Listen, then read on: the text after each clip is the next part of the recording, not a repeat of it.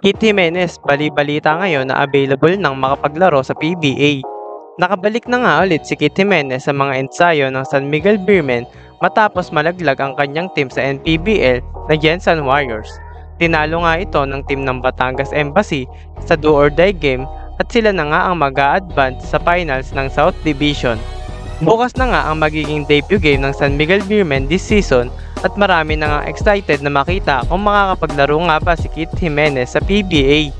Alam naman natin na maingay ngayon ang pangalan ni Kit Jimenez dahil isa siya sa mga sikat na player na nagpa-drop sa PBA this season. Maraming ang taong nag-aabang kung makakalaro o mabibigyan nga ba ng minuto si Kit Jimenez sa PBA. At kahit late drop pick nga si Kit Jimenez, ay pinatunayan niya pa rin ang kanyang sarili matapos itong makapirma ng 2 taon sa team ng San Miguel Beermen. Sinabi nga ni Terence Romeo na sobrang sipag sa ensayo ni Kit Jimenez at talagang napapabilib sila sa ginagawa nitong work ethic. Sa akin, mas magaling yata sa akin talaga si Kit But siguro matanda na ako. And yung bata, sobrang sipag. Sobrang grabe makinig. Tapos nakita namin yung work ethic niya. Grabe siya sa practice. Ang galing na pinapakita niya sa practice. Nakikipagsabayan nga si Kit Jimenez sa bawat ensayo at tune-up game na ginagawa ng San Miguel Beermen. Maraming ang fans ang nagtatanong kung makakalaro na ba si Kit Jimenez sa PBA.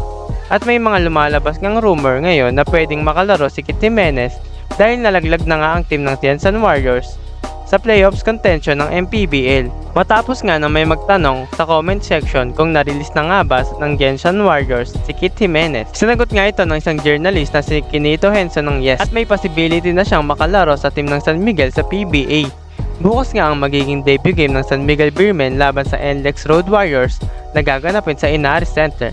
Nag-decide na rin si Kit Jimenez na magiging 76 nga ang kanyang jersey number at alam naman natin na ito ang numero niya noong napili siya ng San Miguel Beermen sa PBA draft this season. Kapapasok pa nga lang ng bagong balita, official na ngang inactivate si Kit Jimenez sa lineup ng San Miguel Beermen sa laban bukas versus NLEX. Ito nga ay pinost ng Tiebreaker Times at abangan natin kung mabibigyan nga ba ng minuto si Kit Jimenez sa kanyang debut game. Ngayon nga ay balikan natin ang moment noong na-drop si Kit Jimenez sa team ng San Miguel Beermen.